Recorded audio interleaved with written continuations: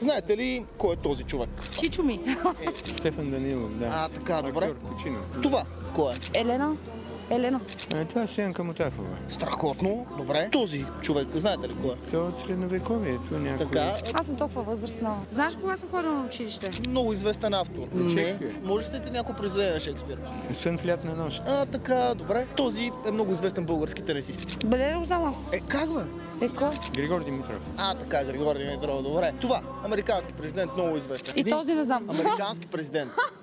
Отменил робството ли? Така, да. Линкълн. Точно така, добре. Това, кой е? Ама какви сте стейки? Нелсън Мандела. Точно така, Нелсън Мандела. И един много, много, много известен български изпълнител. Това е Емил Димитров. Емил Димитров, точно така.